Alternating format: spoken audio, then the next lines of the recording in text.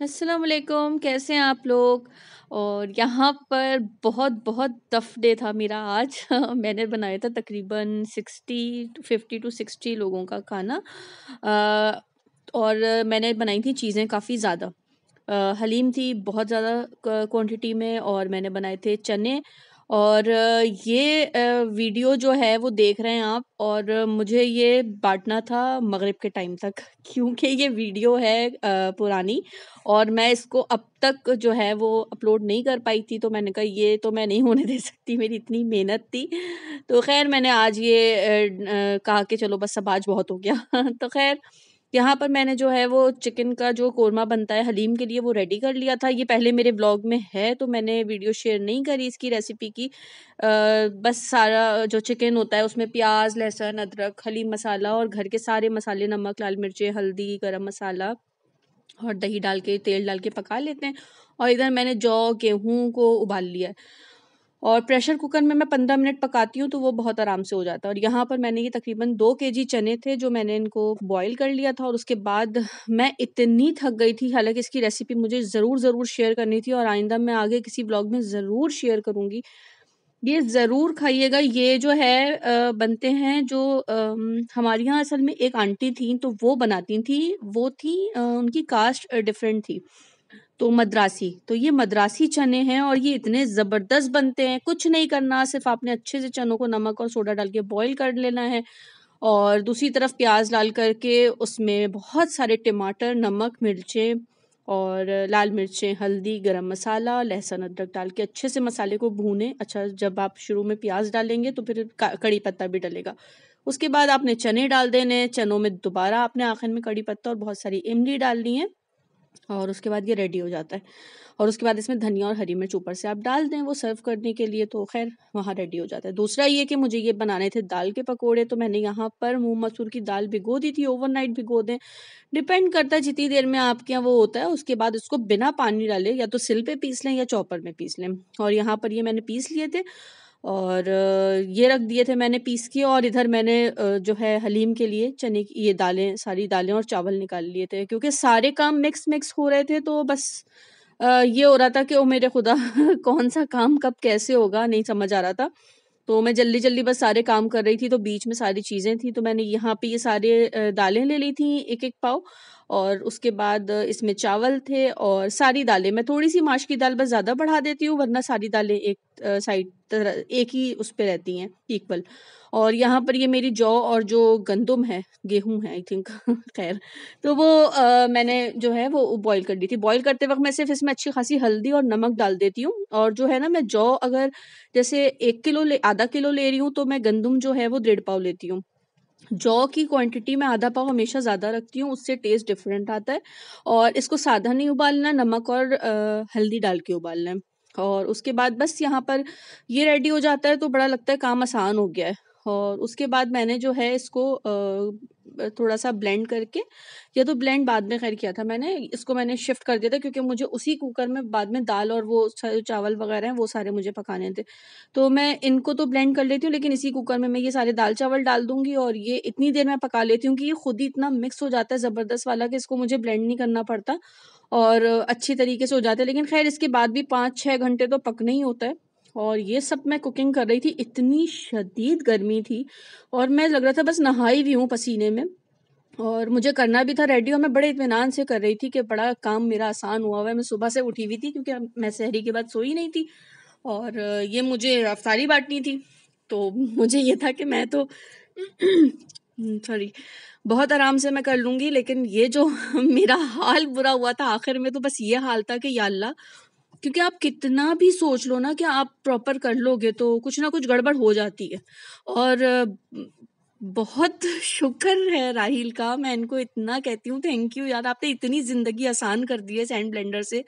और मुझे ब्राउन का ही चाहिए था, तो वो बेचारे ब्राउन का ही लेकर आए। और मेरे लिए इतनी आसान हो गई है। यहाँ पर ज़ैन मेरी हेल्प कर रहा था। हम तो क्योंकि मेरा रोज़ा भी था और हाल बुरा था, तो बेचारा आ गया था। मैंने कहा नहीं तुम भी मत आओ, गर्मी बहुत है। खैर बेचारा आ गया था। तो यहाँ पर ये है कि मुझे पहले ये ब्लेंडर में डालना पड़ता था अलग-अलग करके, और वो उड़ रहा है कभी उसमें गंदगी। यहाँ पर ये मेरा एक ही बर्तन लगता है और इसमें ये मैं ब्लेंड कर देती हूँ। इतनी सोच-सोच के करना पड़ता है क्योंकि इतनी ज़बरदस्त इसकी वो है। बस डालो और लगता है पूरे में ये मैश कर देगा ज़बरदस्त सा। मुझे पूरा मैश नहीं करना होता है, मैं बिल्कुल समझिए आधा मैश करती हूँ और आधा रहने देती हूँ, क्योंकि फिर जो 6 घंटे और 5 घंटे मैं ये हलीम को पकाती हूँ ना, तो उसमें एक अलग टेस्ट आता है। अगर सारा आप ब्लेंड कर देंगे ना तो वो वाली बात नहीं आएगी। तो इधर मैंने थोड़ा-सा दोबारा ब्लेंड किया था क्योंकि ज़हन चला गया था, मुझे लग रहा था कि ब्लेंड उसने कम किया है। तो बहरहाल इधर मैंने दाल, चावल और वो सब डाल दिए हैं आई थिंक, और बहरहाल यहाँ पर ये रेडी हो गया था मेरा। और बाद में मैंने इसमें सारे मसाले वगैरह मिला लेने। ये वाली सारी रेसिपी मेरी है ऑलरेडी चैनल पे, तो मैंने दोबारा नहीं करी है क्योंकि ऑलरेडी इतना काम था आज कि बस मेरा तो हाल बुरा हो रहा था। और इस वक्त तक हालांकि मैं बहुत बहुत रिलैक्स थी कि आई थिंक 9 बजे का टाइम था या 8:30 का टाइम था, कुछ ऐसा ही था ये। और मैंने कहा था मेरे अच्छे खासे काम हो चुके हैं। तो कटलेट्स बनाने थे मुझे, और मुझे दाल के पकौड़े बनाने थे, हलीम बनानी थी, और काले चने मैंने बना दिए थे। और मुझे लग रहा था मैं सारे काम कर लूँगी। और इधर मेरे ये दाल चावल जो दालें थी वो बॉयल हो रही थी, और कुकर का मेरा हाल इतना बुरा था। हलीम बनाने में वैसे भी ज़हन बहुत घबराता है, कहता मामा बहुत गंदगी होती है। तो वाक़ई बहुत गंदगी होती है और ये सब नीचे भी गिरता है, क्योंकि ज़ाहिर-सी बात है चीज़ें इतनी बल्क में थी और मेरे किचन का ये हाल था, और मेरा था रोज़ा। और मुझे समझ नहीं आ रहा था कि मैं कैसे करूँगी? लेकिन बस अल्लाह ताला हिम्मत दे देता है, और मैंने सारे डब्बे जो हैं वो निकाल-निकाल के रख दिए थे कि जब बाँटने हैं तो मुझे बड़ा मैं रिलैक्स रहूँगी। और बहरहाल मैं ये देख भी रही थी और परेशान भी हो रही थी, लेकिन अल्लाह ताला हिम्मत देता है। राहिल बहुत वो हो रहे थे कि तुमने इतना बड़ा झंझट पाल लिया है, माशाल्लाह से इतने सारे लोगों को इफ्तारियाँ बाँटना आसान नहीं है, मोहल्ले में, फिर घरों में, ख़ानदान में, अम्मी-अब्बू के यहाँ, बहनों के यहाँ। तो बहरहाल खैर करने खड़े हो गए थे, तो फिर बस हो गया था। और ये सब कुछ अम्मी की वजह से हो पाता है। आज एहसास होता है कि अम्मी जब खड़ा करती थी ना कि नहीं उठो, ये करना है, ये करना है, ये पका लो, वो पका लो, तो हम कर लेते थे। और देखिए यहाँ पर मुझे ये ज़हन में नहीं था कि टाइम क्या हो रहा है, तो मैंने इस वक़्त ये टाइम हो रहा है 7 में 10 कम। और मेरा ये हाल था कि उफ़! मेरा हशर हुआ था। और बस थकन से बुरा हाल था। मुझे लग रहा था कि मैं बहुत जल्दी कर लूँगी क्योंकि 7 बज रहे थे और मेरी ये चीज़ें ऑलमोस्ट तैयार थीं। हलीम का मेन मसाला था वो तैयार हो गया था, तो मैंने कहा था ये पकने रख दूँगी। तो ये 6 घंटे 7 घंटे या 5 घंटे तो मैक्सिमम मैं पकाती ही पकाती हूँ, चाहे कुछ भी हो जाए, इससे कम नहीं। तो उसी हिसाब से मैं इसको बस हल्का ब्लेंड करती हूँ कि ऐसा ना हो कि बिल्कुल ही वो हो जाए, क्योंकि आपके लिए आसान नहीं होता है मुसलसल हाथों से चलाना। और रोज़े में तो वैसे ही हाल बुरा था, प्लस गर्मी इतनी शदीद थी, लेकिन बस अल्लाह का शुक्र है, अल्लाह ने करा लिया, बहुत अच्छे से हो गया था। और अम्मी का होता है, अम्मी बड़ी वो हो रही थी कि इतनी गर्मी में इतना किया है, तो मैंने कहा हाँ, कर लिया है माशाल्लाह से। और सब चीज़ें बहुत-बहुत अच्छी बनी थी, सब बहुत दुआएँ दे रहे थे, तो बस खुशी होती है आप अपने उससे कर लो। कोई ऐसा मसला नहीं होता, सब अपने घर इफ्तारियाँ बना रहे होते हैं, कर रहे होते हैं, लेकिन ये अपनी खुशी होती है, आप बनाएँ, करें। जैसे बहन ने भी मुझे भेजा, हालाँकि उसकी तबीयत इतनी ख़राब थी, लेकिन वो अम्मी के घर से पिज़्ज़ा और चीज़ें, बड़ा मतलब अच्छा लग रहा होता है ना कि इस तरह से एक दिन रिलीफ़ मिल जाता है, एक दिन आपकी मेहनत होती है बट पूरे लोगों को रिलीफ़ मिल जाता है। तो जिस दिन मुझे भेजना था मैंने फिर घर पे कह दिया था, या जिसको अपने घर में तो आप कह सकते हैं कि इफ्तारी नहीं बनाना, लेकिन मोहल्ले वगैरह में तो ऑब्वियस सी बात है आप उस तरह से नहीं भेजते हैं। लेकिन फिर भी खैर मैंने बहुत सारा माशाल्लाह माशाल्लाह से बनाया था और बहुत लोगों को गया था। 7-8 घर मोहल्ले में थे, फिर चौकीदार, फिर मेरे घर में मेरे भाई, अम्मी, अब्बू सबके यहाँ बहनों के यहाँ। और बहरहाल यहाँ पर ये रेडी हो गया था और मैंने अब इसमें सारा मसाला मिलाना शुरू कर दिया था। मसाला तो ऑलरेडी रेडी था, चिकन मैंने निकाल ली थी इसमें से पहले ही, और चिकन को मैंने श्रेड करके रख दिया था। अच्छा, इसके बाद ये मैं मिला दूँगी और मैं इसको पकने के लिए रख दिया था मैंने। और यहाँ पर मेरा एक बड़ा काम लग रहा था कि हाँ भाई ये सारा काम हो गया, क्योंकि एक तरफ आपकी हलीम पकती रहे ना तो फिर लगता है कि हाँ, अच्छा इतना बड़ा चूल्हा होता है, इतनी बड़ी पतीली होती है कि आप दूसरे चूल्हे पे कुछ रख भी नहीं सकते। अच्छा, वैसे मैं हमेशा पकाती हूँ, ये इतनी बड़ी पतीली है कि तकरीबन इसमें 10 केजी बनता है, तो ये बहुत होता है, लेकिन अब मुझे बाँटना था तो समझे क्वांटिटी डबल हो गई थी। तो फिर मैंने इसको 2 पतीलियों में किया।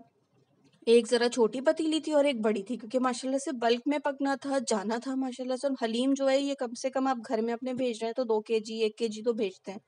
फिर घर के हिसाब से मैंने बॉक्सेस बनवाए थे कि जिस घर में ज़्यादा लोग हैं उस घर में ज़्यादा हो, या जिस घर में कम लोग हैं तो चलो कोई बात नहीं, हाफ के जी का, जिनके घर में 2 हैं तो हाफ के जी का बॉक्स चला जाए।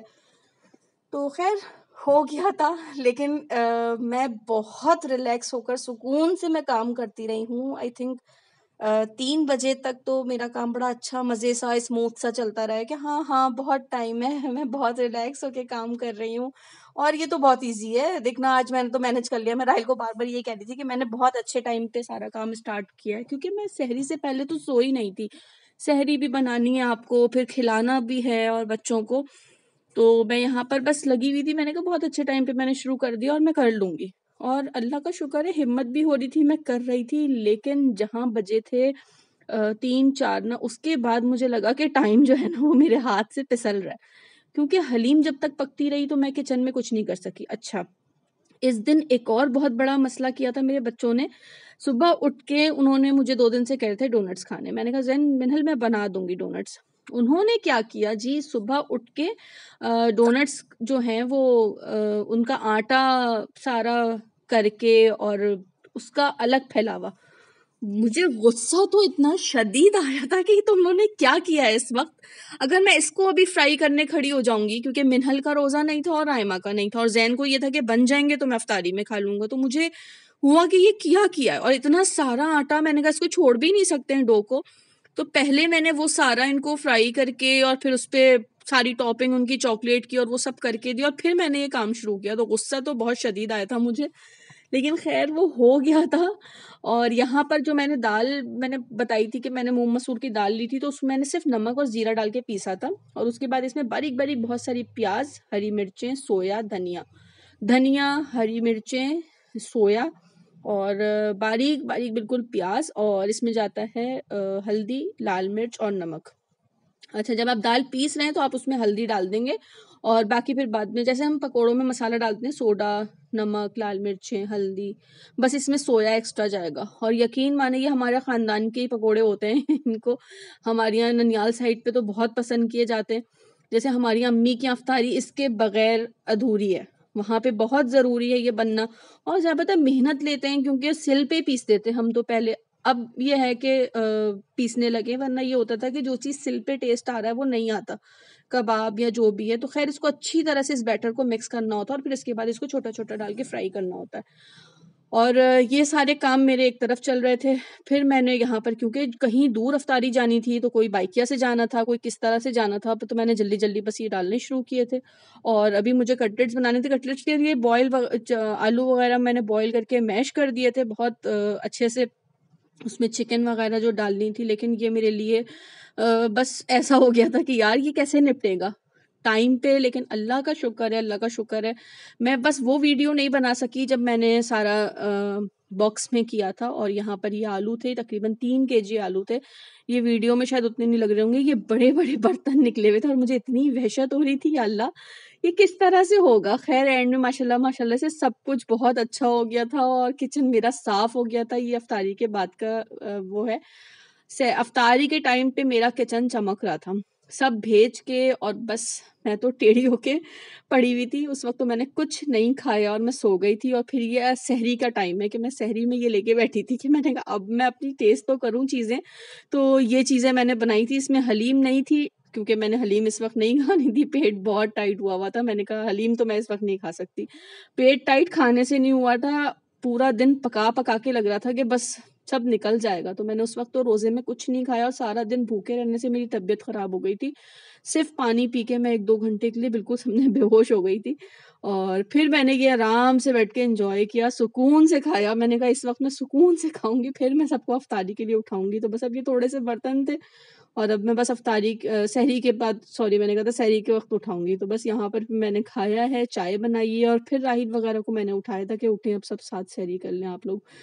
तो बहरहाल ये बहुत टफ डे था और मेरे लिए बहुत अच्छा गुजरा था। खैर अल्लाह का शुक्र है सबकी अफ्तारी टाइम पे पहुंच गई थी अफ्तारी से पहले, तो बड़ा अच्छा लगा था। चलें इंशाल्लाह आपसे अगले व्लॉग में मुलाकात होगी। अल्लाह हाफिज़।